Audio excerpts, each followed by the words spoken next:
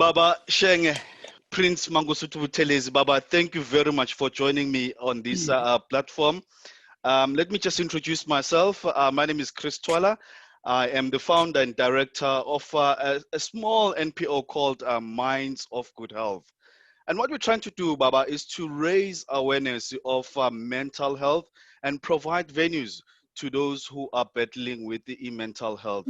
And I thought, because of this gender-based violence that is ravishing the country, our beloved country, I thought, well, it's fitting that we talk about this this issue, this matter, and especially it would be great to have umtomdala njengawe, umtomdala obenesikhundla kule country, and who had a big influence in changing this country's face. We struggle to where we are now, and you are a reputable man.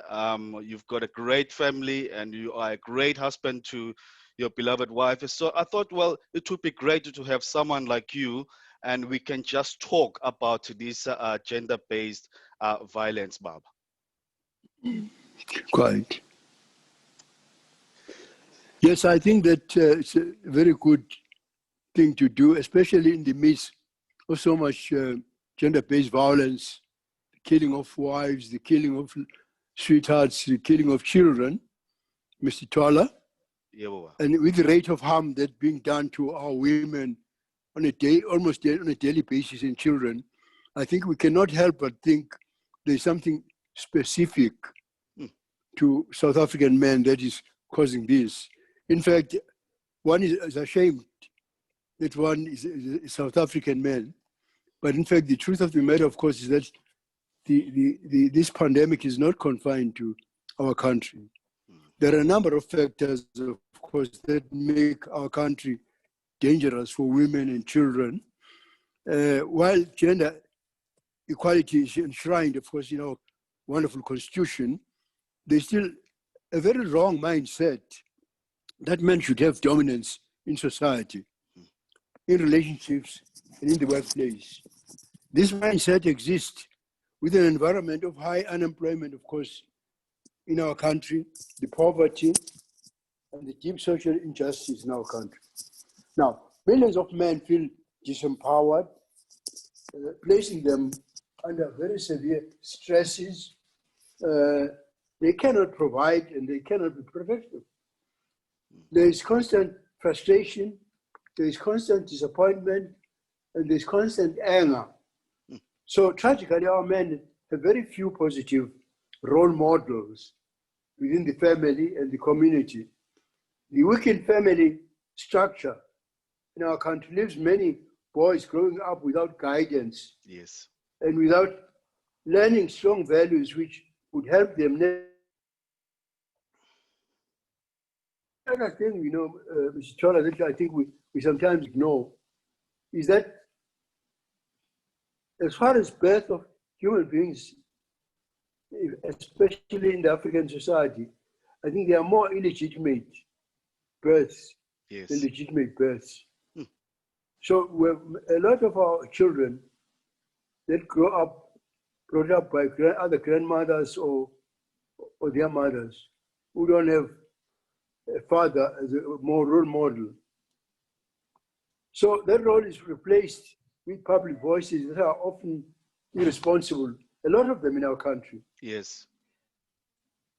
Men are being encouraged to express their anger through violent protests, for instance. They have been taught that it is justified to use violence to get your way. I think that one of the things that I would regard as an aftermath of our liberation struggle is the fact that, if you can see it even now in our country, that even people who won't demonstrate peacefully, many demonstrations go out as peaceful demonstrations for any protest, legitimate protests. But then people, then after they start looting, they start, using violence and so on. And also in 1976, I remember very well that after the police shot our children, in particular in Soweto, and when the children replied with stones, Then there was also a call from our movement. I was a member of the ANC, Yes. which is the African National Congress, Yes. especially from the ANC abroad, to say that let's make the country ungovernable. Let's make the townships ungovernable. And we know we're reaping the whirlwind of that. Yes. Because I warned even at that time that if we make the country ungovernable, if we make the township ungovernable, they'll be ungovernable even after Yes. we achieve freedom. There's really no reason, for example, Mr. Tola, that even students or young people protesting should burn down libraries. I mean, university students, they should, when we're in such poverty, that they should actually let out their anger by destroying their own assets that are provided for them. Mm-hmm. So all that anger and frustration is being poured out on those least able to protect themselves. And we are really losing sight of people that you can call protectors or role models. Yes. So I think that we've dealt with that question. Yes. So, Baba, how then do we change this paradigm? How do we make this? How do we make a paradigm shift? Okay, I'm gonna wait for you to have that earpiece. Yeah.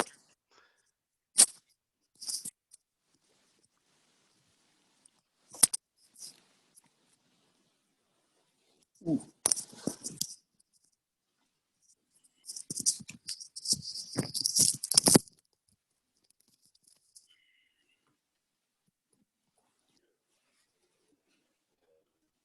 I'd like to apologize.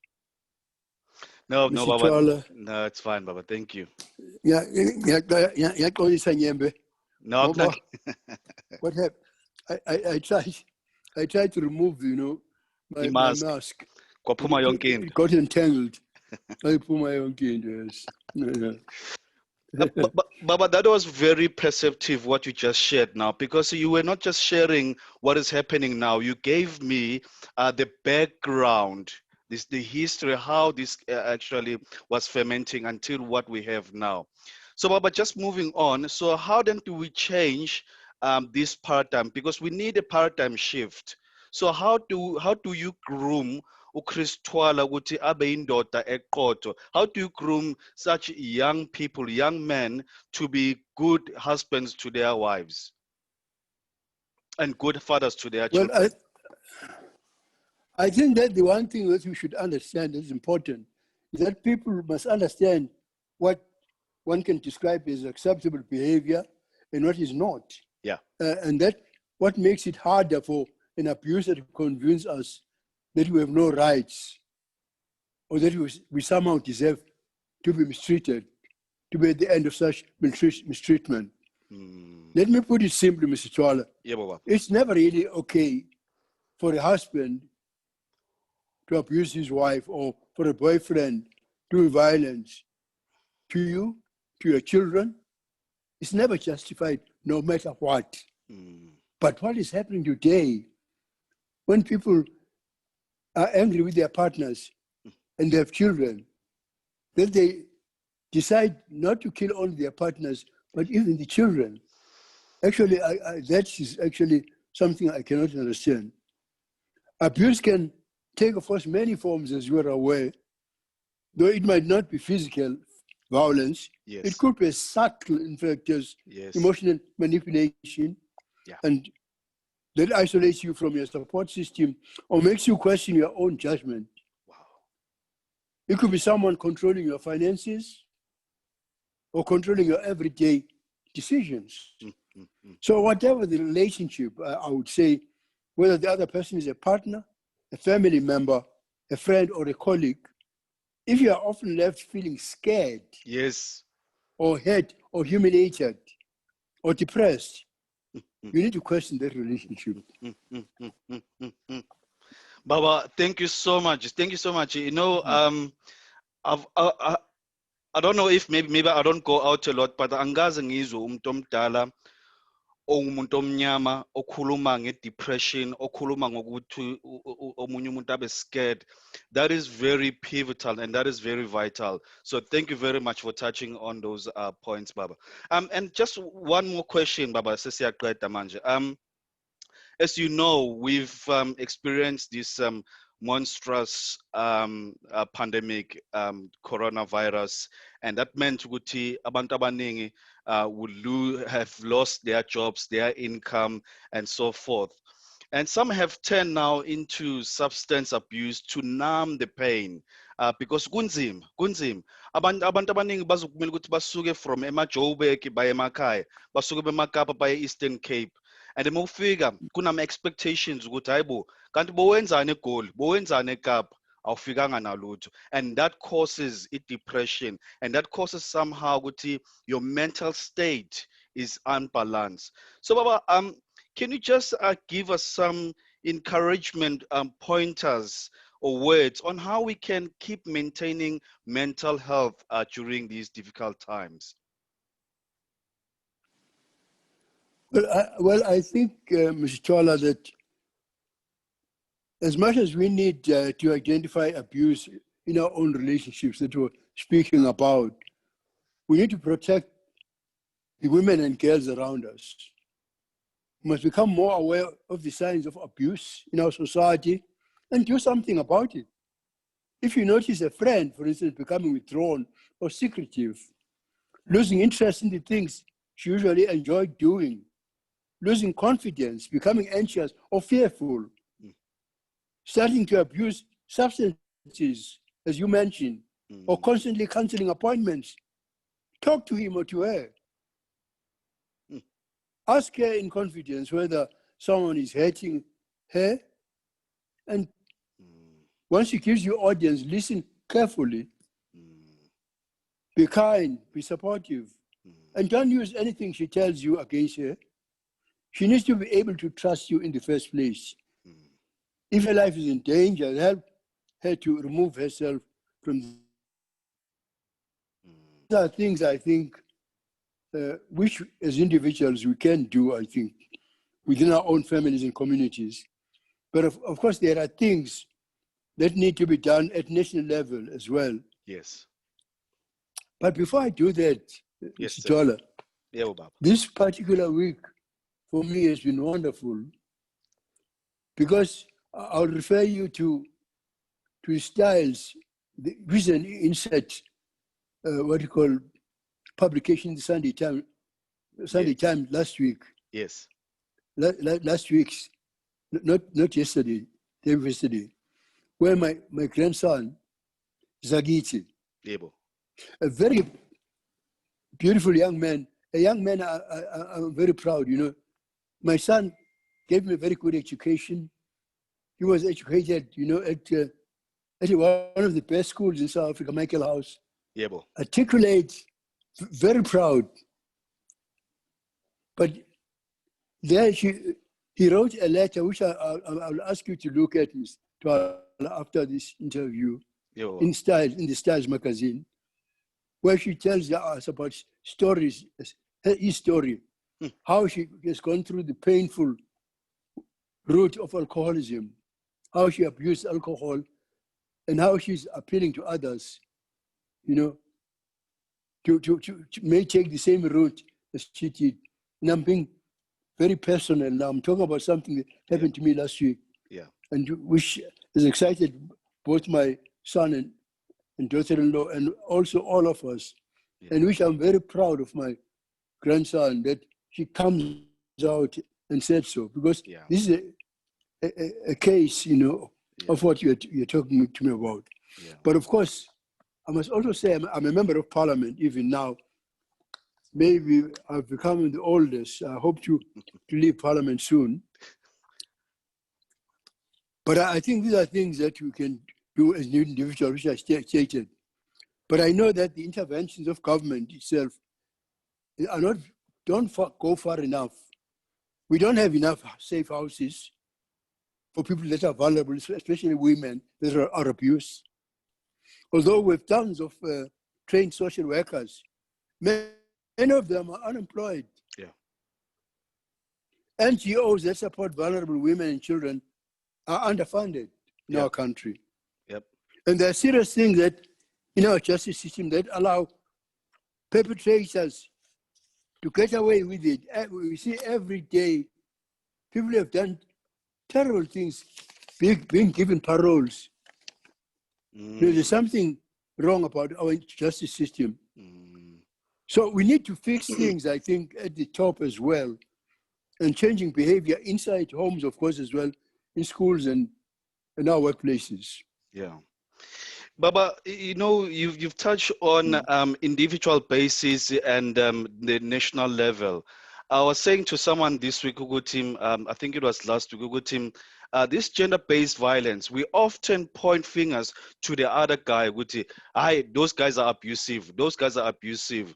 But mina, I would like ukuthi njengohulumeni wethu to initiate programs to train abafana abasakhula namadoda asakhula, because some of us, many of us, we grew up, as you've touched earlier on, we grew up without abobaba basebenze emayini. Me, for example, ngakhuliswa ugogo eNewcastle egadela inkukhu zakhe. So there was no one, umuntu omdala oyindoda ozongibonisa indlela ukuthi hayibo kwenziwa kanje ikhaya ugada kanje. So Baba, really appreciate those pointers ukuthi we really need to take steps, and for example my NPO, we are really underfunded, but we're doing excellent work, and so we have to go to individuals to support our work. So thank you very much for articulating that very well.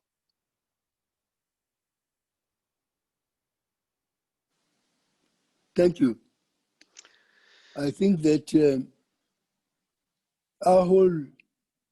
state of things in our country, because today we have 17 million families that depend on grants, and even present and past emphasize that that's not sustainable. No. And with what COVID-19 has done, and with our economy being further down than junk status, that is not sustainable. I mean, many families today depend on those grants, as you mentioned, your grandma too. People on those grandmas, those grandma grants that are used even to educate children and so on. We have a skewed family set up because of the state of the economy in our country, and because of the existing system where unemployment is worse. Millions of people are not employed, and when at this time this problem will be exacerbated, no doubt, by what COVID-19 has done to us. Yes. And now that we've borrowed money, from all sorts of institutions, including IMF, debts which even you, young as you are, not to talk about me whose days are numbered, but young person like you, even during your lifetime, will not even be able to service, the debts that we've, of loans that we have borrowed. We're living in a very unreal situation, really, where at the end of it, I would say, as a Christian, I remember a song that we used to sing at school, at the Sunday school. We say, count your blessings, name them one by one. Count your blessings, see what God had done. Count your blessings, name them one by one, and it will surprise you what the Lord had done. I believe in self-help and self-reliance. I think even on a very small scale, a hand up, instead of us all looking up to government to do everything. This country is devastated. We're in the state. And some of it is self-inflicted. Yeah. Because if you travel here in your province, KwaZulu-Natal, which is mainly rural, apart from the few metropolitan areas, if you travel in the Eastern Cape, if you travel in Mpumalanga, all the areas that produce food are today fallow. As soon as we got our freedom, I don't know who deceived us to say now we must stop and destroy this subsistence economy that we had. Yeah. I remember, you know, in 1984, when there was pneumonia, I don't know how small you were then. In 1984, we were joking about it because everything was washed away. But if pumpkins away, and we said that there were some blessings about it because those who were further down the river picked up the pumpkins and ate them. But today we don't even have that. Yeah. Unless, you know, because economic growth is not going to happen in this country. Yeah. Let's just make it very, very clear. Yeah. That unemployment is going to be thus for many, many years. Many, many years. Unless we actually revert to what I've always been the twin pillars of my belief, self-help and self-reliance. Yes. And go back to subsistence economy and deal, because the major thing in all this is food security. Yeah. Yeah. People are hungry. Very important. I mean, these these parcels, I mean, food parcels, I mean, they're not going to be long at all. No, I'm not boasting, but you know, when my wife died last year, my daughter-in-law did something I didn't expect. You know, she's a citizen. She's a former citizen of Lesotho. She's Sotho speaking, and she grew up in an urban, what do you call? She relocated immediately, leaving my son in Johannesburg, and came and lived with me here at Kwapinda again, because she wanted to make sure that those young people who look after me, my grandchildren, and those who cook for me, do this properly. Yes, yes. And this young woman has done a marvelous thing. It's amazing. Within a short time, she changed the whole, what do you call? She revived my mother's fields. She planted cabbages, more than 1,000 cabbages, you know, all kinds of things, to the extent that when we had in some of the shops in Ulundi, she actually sold some of them.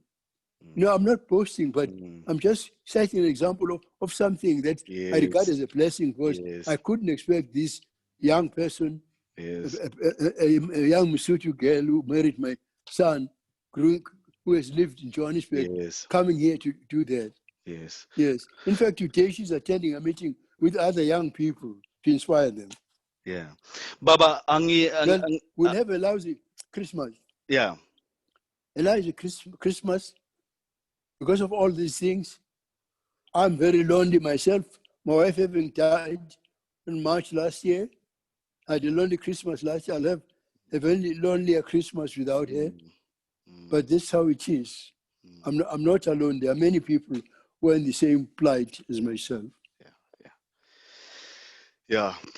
Baba, angibonge, and let me count this as one of my blessings to have you on this platform. I'm really, really super blessed. And I was telling Miss Wala in the morning that that, you know, my grandparents, my dad, back in the day, early 90s, you were their hero, and for me to have this opportunity to interview you, it's a wonderful blessing. So thank you very much. So on their behalf, although I'm really honored to have you on this platform, and I think many South Africans, Baba, they will be very much encouraged. So thank you very much. I appreciate that, Baba. Ngiyabonga Nyembe, uphile Nyembe. Na abaphansi ukhuluma ngabo babheke kahle mntanami. Yeah. Ngiyabonga, Baba. Okay, bye. Goodbye. Bye.